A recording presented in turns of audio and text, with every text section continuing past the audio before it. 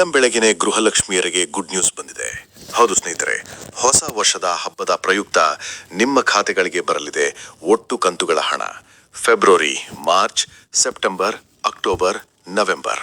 ಹೌದು ಸ್ನೇಹಿತರೆ, ಎಲ್ಲ ಕಂತುಗಳ ಹಣ ಇವತ್ತಿನಿಂದಲೇ ನಿಮ್ಮ ಖಾತೆಗಳಿಗೆ ಬಿಡುಗಡೆ ಆಗ್ತಾ ಇದೆ. ಲಕ್ಷ್ಮೀ ಹೆಬ್ಬಾಳ್ಕರ್ ಅವರೇ ಭರ್ಜರಿ ಬಂಪರ್ ಗುಡ್ ನ್ಯೂಸ್ ಅನ್ನ ಕೊಟ್ಟಿದ್ದಾರೆ.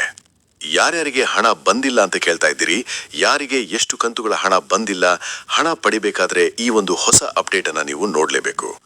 ಯಾರ ಖಾತೆಗಳಿಗೆ ಎಷ್ಟು ಕಂತುಗಳ ಹಣ ಪೆಂಡಿಂಗ್ ಇದೆ, ಇವತ್ತಿನಿಂದಲೇ ನಿಮ್ಮ ಖಾತೆಗಳಿಗೆ ಹಣ ಜಮಾ ಆಗ್ತಾ ಇದೆ.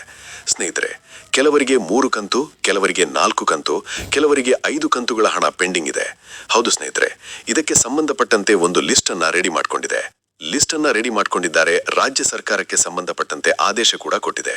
ಲಕ್ಷ್ಮೀ ಹೆಬ್ಬಾಳ್ಕರ್ ಅವರು ಮುಂದೆ ನಿಂತುಕೊಂಡು ಈ ಒಂದು ಹಣವನ್ನ ರಿಲೀಸ್ ಮಾಡ್ತಾ ಇದ್ದಾರೆ.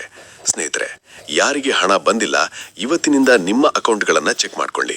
ಸ್ನೇಹಿತರೆ, ಇವತ್ತು ಈ ಜಿಲ್ಲೆಗಳಿಗೆ ಹಣ ಬಿಡುಗಡೆ ಆಗ್ತಾ ಇದೆ.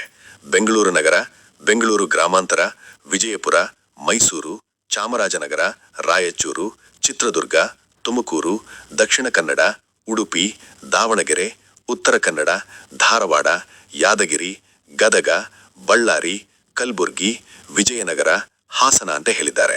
ಇಷ್ಟು ಜಿಲ್ಲೆಗಳಿಗೆ ಇವತ್ತು ಮತ್ತೆ ಏನು ಗೃಹಲಕ್ಷ್ಮಿ ಯೋಜನೆಯ ಹಣ ಬಿಡುಗಡೆ ಆಗ್ತಾ ಇದೆ.